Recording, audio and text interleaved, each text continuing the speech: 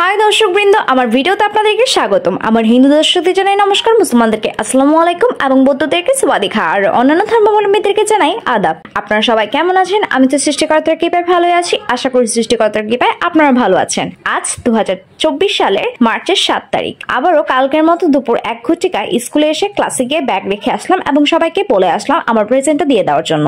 আজকে আমাদের স্কুল চলাকালীন এই কালচারাল প্রোগ্রামে লাস্ট প্র্যাকটিস ক্লাস হবে। তারপর 8 তারিখ শুক্রবারে স্কুলের 3 নম্বর ভবনে এবং 9 তারিখ শনিবারে ফাইনালি অডিটোরিয়ামে সরাসরি প্র্যাকটিস করানো হবে। তো এখন স্কুলে ডান্স প্র্যাকটিস করছে অনেকে, আর আমরা বসে বসে দেখতেছি কার কেমন হচ্ছে, ভুল হচ্ছে কিনা এবং ভুলগুলো শুধরে দেওয়ার চেষ্টা করছি।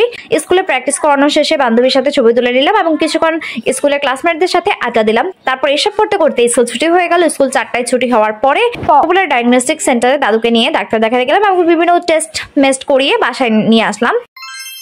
আজকে মার্চের 8 তারিখ শুক্রবারে স্কুলের 3 নম্বর ভবনে ডান্স প্র্যাকটিস করাতে চলে আসলাম। ডান্স প্র্যাকটিস করিয়ে ছবি তুলে নিলাম বান্ধবীর সাথে। ডান্স প্র্যাকটিস শেষ করিয়ে মসজিদের সামনে এবং মাঠের মধ্যে নিজের ভিডিও করে নিলাম। তারপর হাঁটতে হাঁটতে ধান গবেষণা থেকে বেরিয়ে রিক্সা নেব, এমন সময় ধান গবেষণা ইনস্টিটিউটের ভেতরে রিক্সা পেয়ে গেলাম। তারপর রিক্সা করে বাসার সামনে চলে আসলাম। রিক্সা থেকে নেমে গলি দিয়ে হেঁটে হেঁটে বাসায় গেলাম।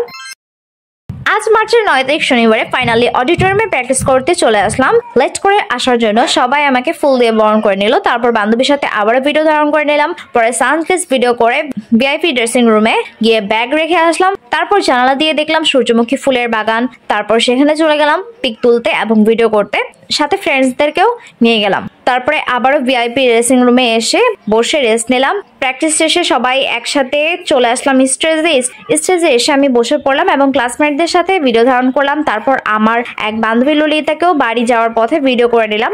সে বারবারই আমাকে বলে এই ভিডিও করো, এই ভিডিও করো, তো তাই ওকে যেখানে দেখি সেখানে ভিডিও করি, নয়তো ছবি তুলি। তো যাই হোক, পরে দাদুর সাথে আমিও চলে আসি বাসায়।